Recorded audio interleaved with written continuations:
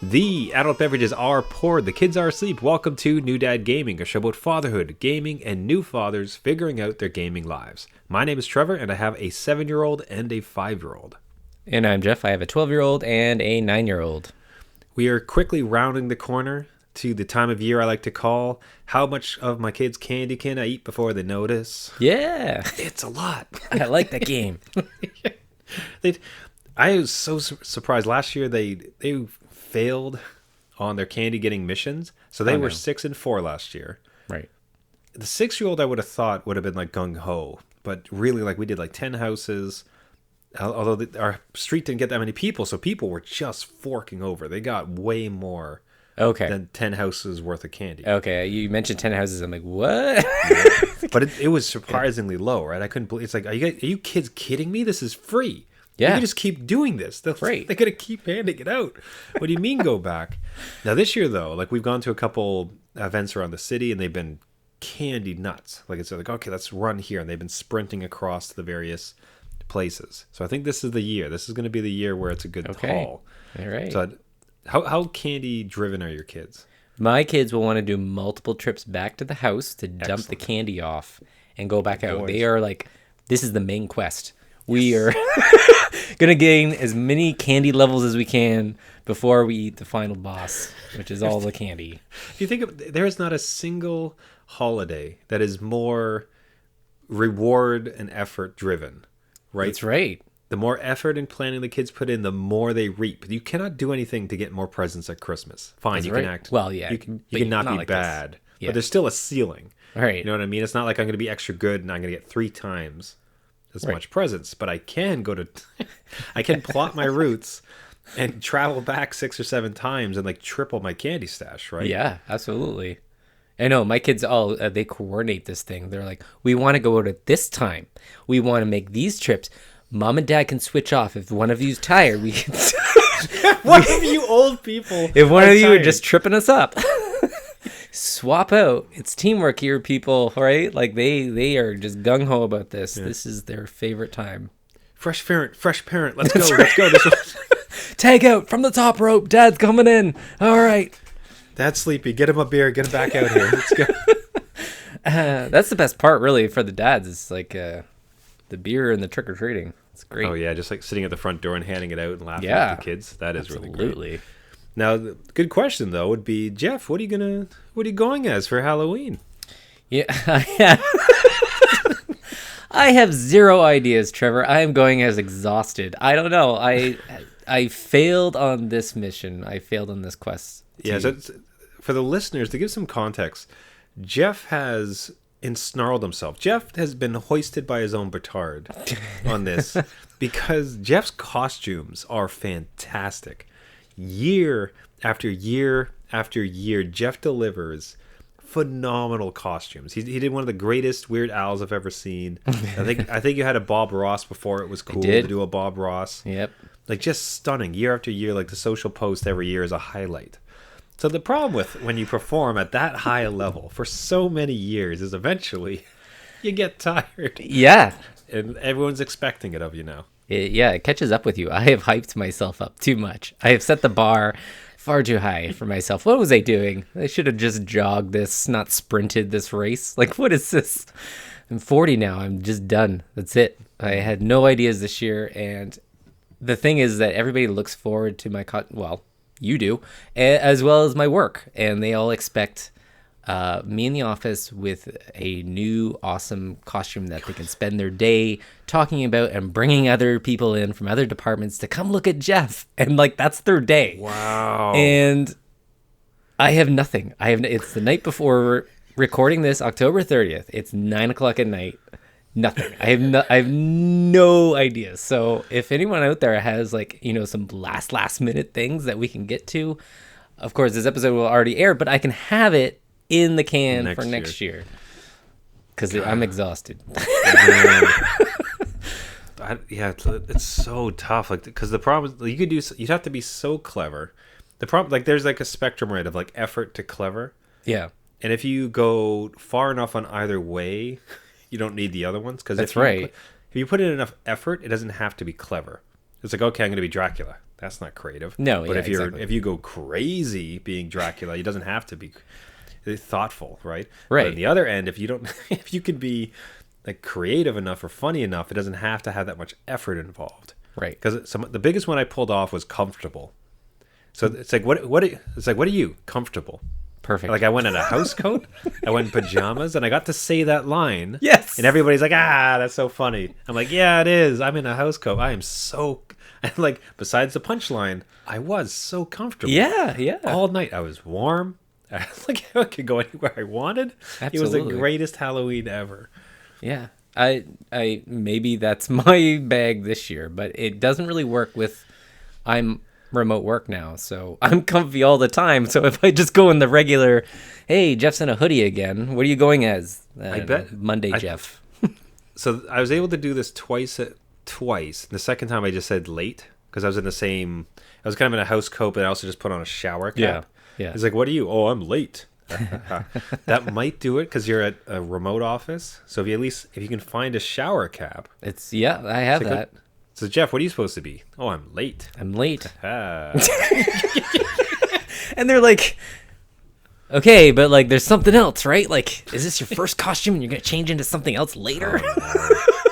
No, it's not. Okay. The other thing, okay, this would be really hard to pull. Not hard to pull off. You could almost like, if you take if this is where you work, like as I'm staring at you, yes, if you could just draw what's behind you so it looks like you blend in.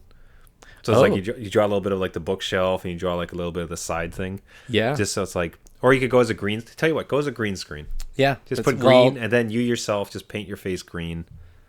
You're putting out a lot of green. It's, again, 9 o'clock at night. No place is open. Go get a green leotard there, Jeff. Paint your face green. Green shirt. The kids have no like, green paint or like charcoal. Maybe. I mean, it's a good idea. I like it. I'm trying, man. I mean, yeah. Let's see. You'll find out tomorrow, and you could be like, Stay Jeff, tuned. really, like you really dropped the ball. That could be the first comment on the post. Just really, I expected more. Yeah, Jeff, what'd you go as for Halloween? Well, it turned out I went as fired. I was like, there's a lot riding on it, unfortunately. Let's keep that Halloween theme going. And this was for a game suggestion from yourself, enjoying it on your new fancy Steam Deck. Yeah. One that I had seen enough, but like your recommendation for it has certainly put it over the top for me. So you're suggesting for gaming dads, Vampire Survivors. Yeah. This is like, do you have $5, Trevor? Like $5. I can find $5. I can steal $5 from my kids' piggy bank. You could trade in some of that candy for $5. Yeah, this is all that this game costs is $5. It's on Steam currently just for PC, and I've been playing on the Steam Deck. But it is one of those pixel twin stick shooter kind of things without the twin sticks shooting. So everything is kind of like With one of the sticks missing. one of the sticks is gone. Which makes this game really accessible, just really easy to jump in. It's got that retro feel to it. All the weapons and shooting is like basically taking care of you. You're just running around trying to like dance away from enemies that get progressively harder, and you pick up weapons that you want or don't want, and you gain levels, blah, blah, blah. You die a lot, but after you die, you can spend some gold to get permanent power-ups, right? So you're always like working towards like, you're getting better and better, like little increments, but you're getting there. And honest to God, it looks like nothing. You look up this game, Vampire Survivors, and you're like, what's the deal, Jeff? Why are you why are you suggesting this kind of game? And I will tell you, just give it a shot. Get in there, spend 10, 15 minutes, and it's honestly one of the ones that you'll be like, just one more round. Just one more round. And then you, like, hours later. So Then immediately regret it. that's right.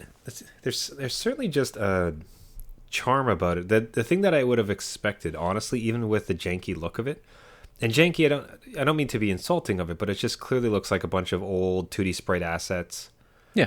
You know, it sort of feels like somebody's very first game that they've ever built. Yeah. And yeah. I'm not sure who it is behind it, if that's even remotely accurate. So I'm just, again, first impressions. And anybody who sees it, as soon as I say this, you'll see it. You'll agree with me, I promise.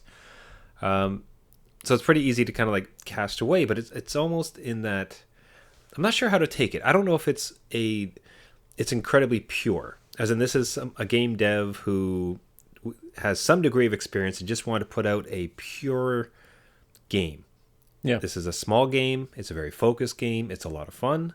It's cheap. Enjoy it. Or if it's an accidental success where it's like, this is John's first game that he's ever built, and it just happened to hit every note perfectly. Yeah. You know, because those are the two available tracks. Because, again, there's no microtransaction. There's no loot boxes. There's no subscription. There's no lore. It's just pure, tiny fun. Yeah. And it's kind of hard to understand like where it come from. I don't know if a expose has been done on its creator or where it came about, but it is a fascinating ride. I've seen it mentioned a bunch on Twitter, and with your recommendation, I'll be picking this up after the show. Yeah, again, I think it's just a game that knows what it is, right? So it's not trying to do anything crazy. There's no story to this thing. It's just hop in, have some fun there, Trevor. Take a load off, right? Here you go. Just run around with these enemies coming at you. So, I encourage everyone. I think it is one developer. I haven't really looked into the back end of it, but it was in early access for a bit, and then it was $2, and it went up. They gave a big warning saying, "Hey, the price is going to double," and it went up to like $4.50. So, like, whoa, take it easy there, please. But again, no microtransactions. This thing is like something that my kids want to try because they're into those clicker heroes, and we've talked a little bit about them. Yeah. So this gets rid of the clicking, which is like a baby step towards the noise of the clicking. Oh my goodness! Right? So it's this is not clicking. I was curious if your kids had seen it and were interested in it. They are, yes. Okay, very They cool. want to try it out. So it's and it's not crazy. There's no again, if you look it up, it's all pixel. It reminds me very much of Castlevania without just it's top down kind of Castlevania-esque to me. So here's your costume. Yeah, based on this. All right. Low resolution. Ooh, okay. So get Bianca, right. Your dear wife, to like paint on squares on your face as if you're pixelated. Yeah. And so every time it shows up on call, you just look kind of like pixelated Jeff. That would be good. Like, and then just talk in buffering, right? Like, just talk like exactly. It's the problem with their screen. See, and you just win. You see, you get that immediate like kind of like I like it. Funny part, right? Because As they're long like, as oh, that's clever. Yeah, that's right. And as long as it doesn't look like Minecraft Steve or something, like, what are you doing? You're trying to be Minecraft? Really? 40-year-old? Come on. The only problem with your backlit, so if you had time, I don't think you do, would be as if you could have like painted like a poster board behind you to also like look pixelated, but I don't think you have that. Oh, I could. That's easy. We can just. I go MS Teams. I got a background. I can. Oh, that's right. You could just. Yeah. Oh my goodness, that's right. You can just put the background behind. There we go. We're figuring this out. I love it. This is like a two-way episode. I love it. Vampire Survivors is a good game. Yeah. But it's also a Halloween savior because it came up with a solution for your costume. Perfect. I'm going to put that in the Steam review. Please do. It saved my Halloween and my job. Yeah. All right. Now, so let's be inspired. I want everybody to kind of just relax themselves. Lean back, kind of like... edit as much ambient noise as you can, and we're going to kind of slowly bring in some soft, gentle, beautiful music, and we're going to, in real time, kind of watch Jeff's reaction as this music wafts in.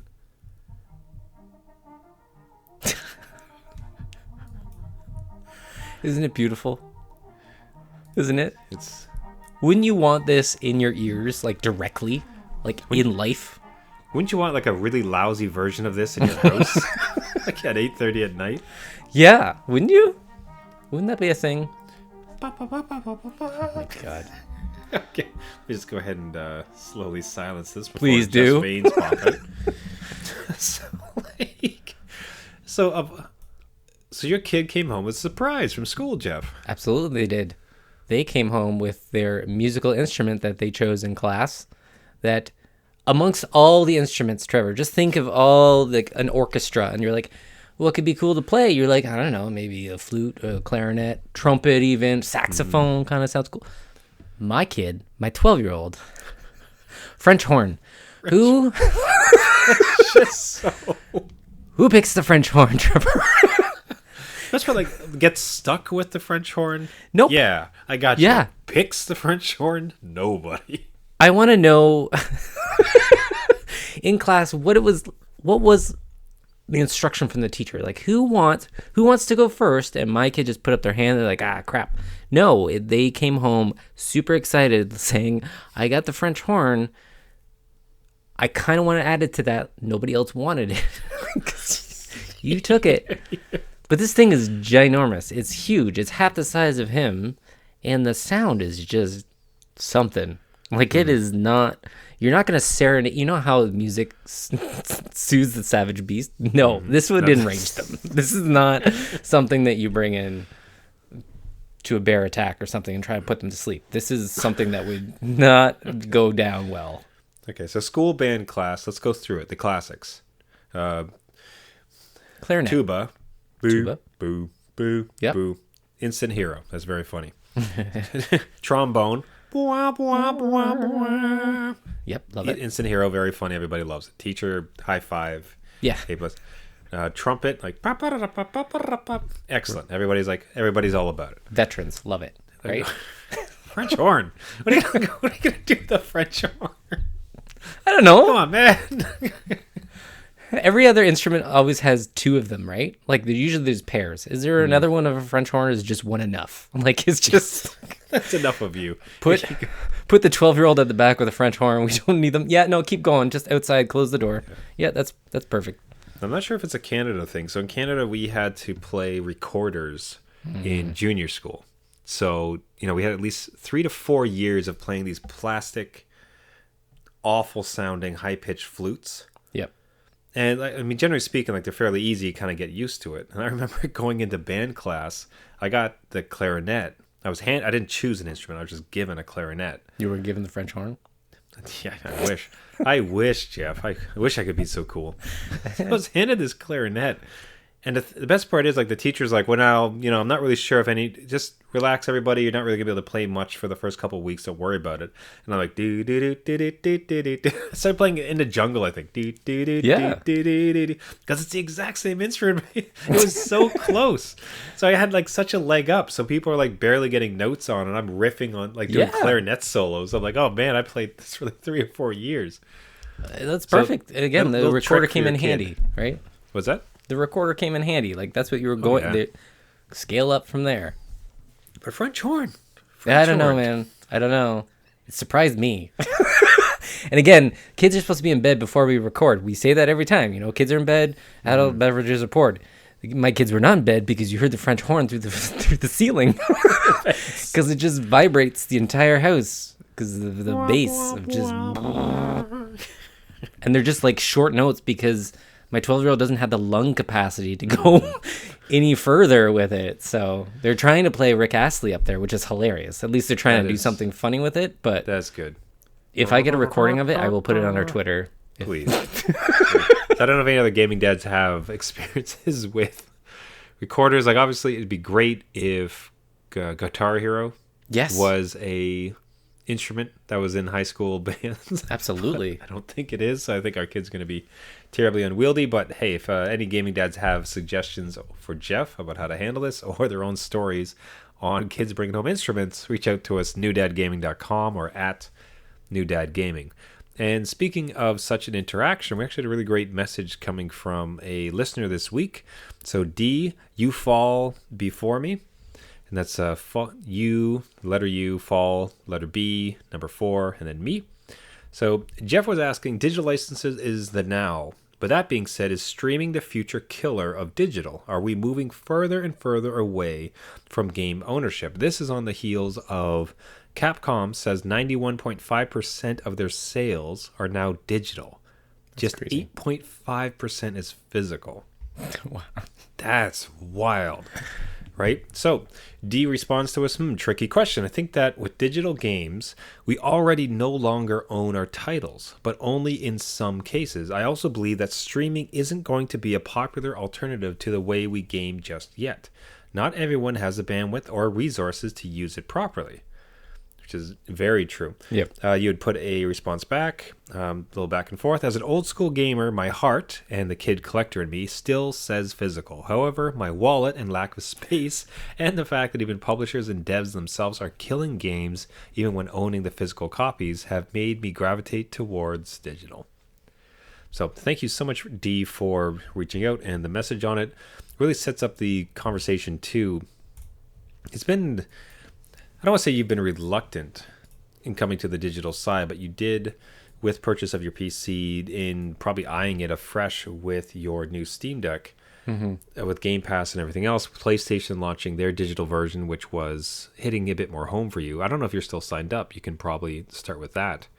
But like, how has you had started on a firmer stance against digital, having to want to own your copies, especially kind of growing up in the age of gaming as we did.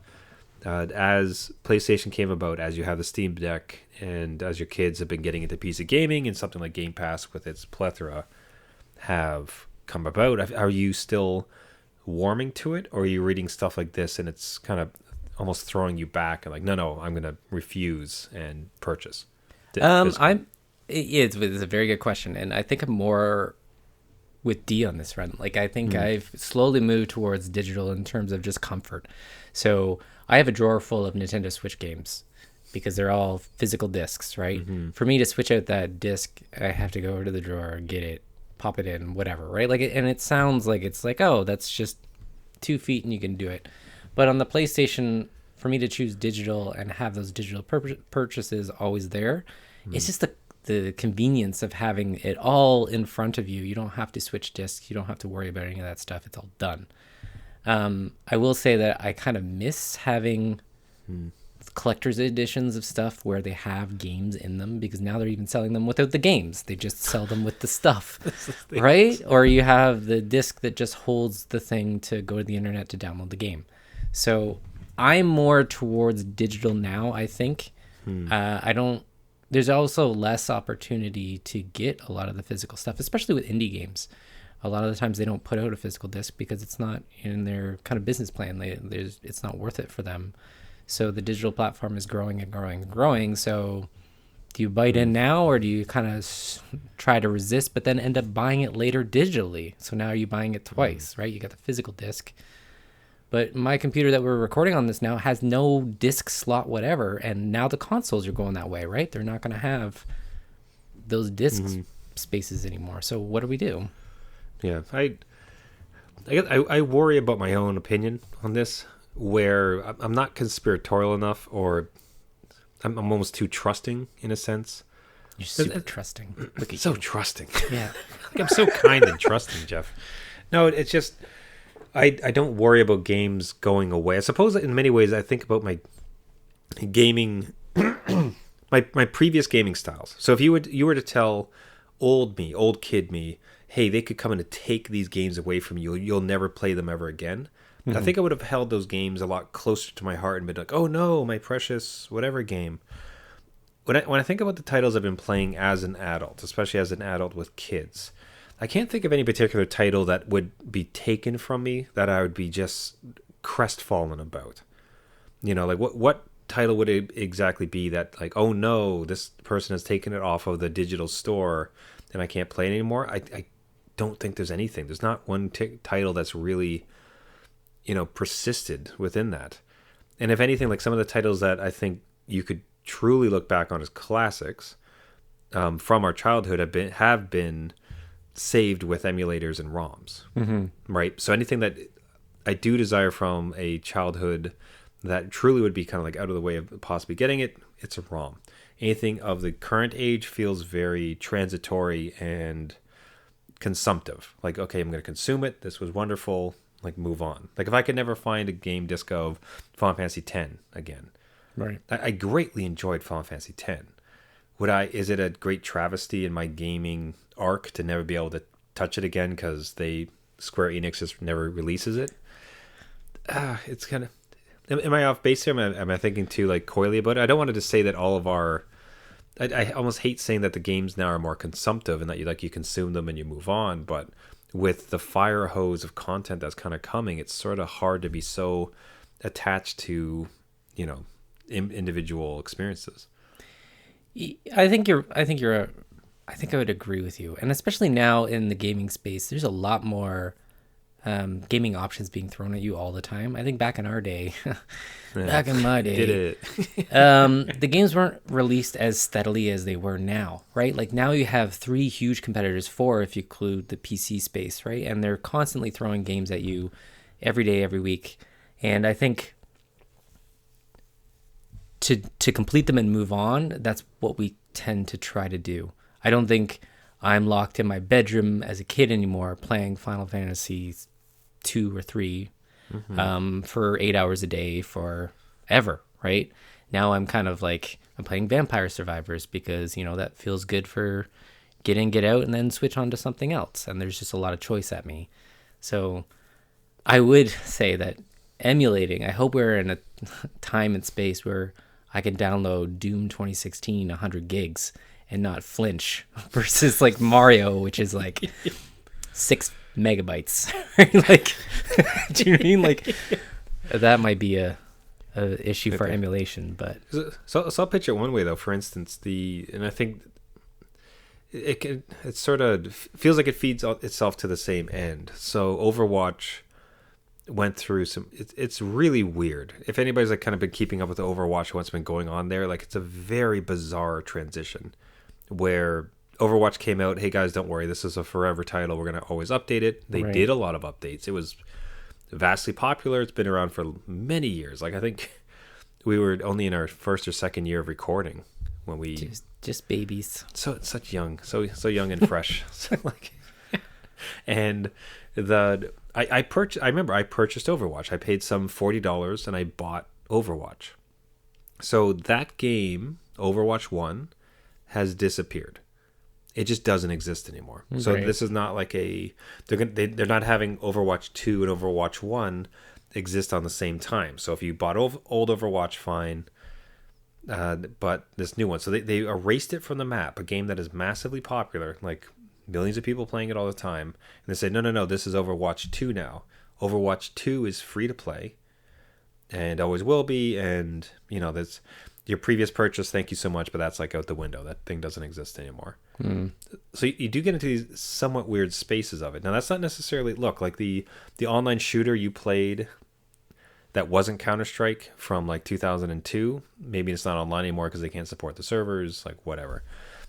So the idea of like sunsetting a game certainly makes sense. But if anything, as bizarre and as poorly handled as that was, I think it sort of speaks to where this industry is going, whereas the concept of you purchase this and you own it goes away in favor of Fortnite, Apex Legends, Overwatch, where you're participating in a platform and in fact it's free to do so. So it's either you can pay for a bit of an experience or it's free to play, and then you're going to go through the microtransactions of it.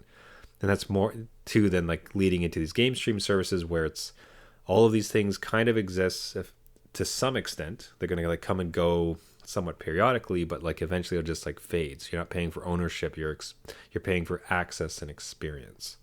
Yep. Which, I suppose the real thing that does suck with that, and I think you might agree, would be if when you buy it, if you didn't have a lot of means, or if you're going through a rough time and you just purchased a game, you could just own that one. Like, I can keep playing this game, I get to continually play it, as opposed to being like, well, this is now a service, you have to continually pay if you're going to access any of these things.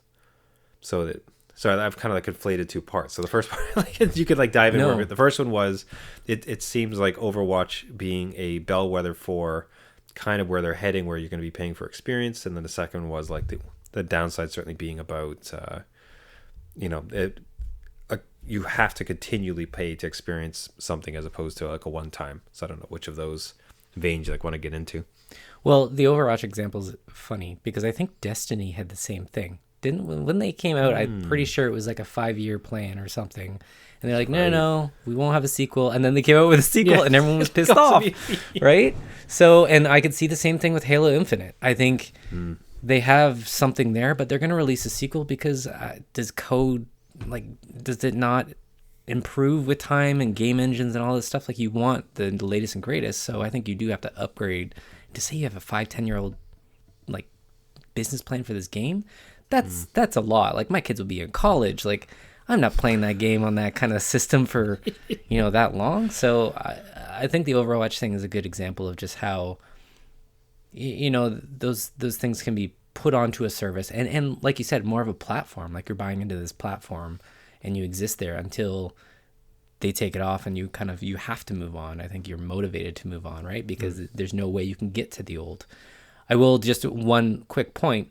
When the PlayStation launched their new tiers and you could stream other stuff from the old PlayStation 3 store, or at least they're trying, people were asking if I bought that license back then, do I not get access to it? Like, why would I pay for your tier to get access to something I own, and you're literally putting the same thing? You're not remastering it, you're not remixing or whatever.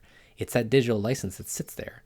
And I don't remember what they did, but there was a lot of flack for that, right? Because it's like, I was like, yeah, I own that license, but they could just say, well, you owned it on PS3 and now this PS5, so get bent. I don't know. But yeah, you kind of put yourself at risk for a little bit of that. Although, what is I think it? it's squirrel. I think, I hate to say this, but I think in some ways it's kind of overwrought, some of this hand wringing around it. Where, cause, for instance, Vampire Survivors, very low, like I want to low, but I assume it was built on a low budget. I would assume as well. Very small team. You could pay $5 and you get those files, and you just get those forever. Yeah, and it's fine, right? So like as much as game streaming, big, huge AAA titles, certainly it kind of feels like that in the industry is pushing in that direction. Makes a lot of sense, but I don't know that it has to be that way necessarily. Like the idea that, it's never been easier to build a game than it is right now. With the tools and the assets and the marketplaces and everything else like that, you and I could create a gaming dad simulator. But the whole point of the game is to try to quickly get 5 minutes after you've done all your chores, and that's perfect. You watch your happiness go through. But we could put it together, we could release it, we could sell it ourselves online, let people download the physical files, like $5. So as much as the largest, greatest companies will go there, but if people just if it gets too onerous or too awful, they will start to see it ebb. So as soon as it becomes unserving of its demographic, I think it's going to bend in the way of consumers, because ultimately there is options, right? Yeah, that's true. And hopefully we get more options as gaming dads, because we need all the options we can get. That's what I say. Tell you, my phone, I have my entire Xbox library. It's so very good. That's your right. Steam Deck, you just walk around wherever you please. It's wonderful. Yeah. And crossplay options, right? A lot of that stuff is just crossplay. You just get to drop wherever. There's dangerous waters, but it really does feel like we're heading good territory. And hey, everybody, go buy Vampire Survivors. There you Come go. On. Support the third wave. All right, everybody, that will do it for this week. Thank you so much for listening. This has been New Dad Gaming. If you like the show, you can find us on all the major podcasting networks. You can find us on Spotify, iTunes, Caster, Google Play, anywhere where you get your podcasts. Just go there, search for New Dad Gaming. Would really appreciate a subscribe. That really does help the show, and even more so if you could spend a bit of time and leave a rating and a comment, we would really be thankful for. That really helps boost the signal to get out to as many gaming dads as possible. If you want to reach out to the show with a show idea, with a note, do you have a game suggestion for us to review? Do you have advice for Jeff on how to coach his son and to become the best French horn player he possibly can be? Or your own band-related horror stories? We love to hear this stuff. Shout out to D once again for an awesome comment on Twitter. It's so much fun to engage, one of the funnest parts. Find us on our website, newdadgaming.com, or on Twitter @newdadgaming. Once again, everybody, this has been New Dad Gaming. Thanks so much for listening, and until next week, my name is Trevor, and I have a 7-year-old and a 5-year-old. And I'm Jeff. I have a 12-year-old, a 9-year-old, and I might go as a French horn player for my costume. Oh, that would be pretty good. Right? It's part of a band. It would be... Geez, I wonder if you could say something like, what are you going for? I'm wealthy. What? It's like, pardon me, I need a break. Oh, French horn player. If you can work that in a costume, it'll be pretty tight. I'll see what I can do in 3 hours before I hit the bed. You have to take your son out of school for the day. Oh, that's fine. Yeah, right? Yeah, that's fine. Oh, he's ready for that. Yeah, support dad. Support old dad here. Listen, I need to impress dad's work. Otherwise, I'm not going to get a promotion. Please. All right. And remember, just because you became a dad does not mean it's game over.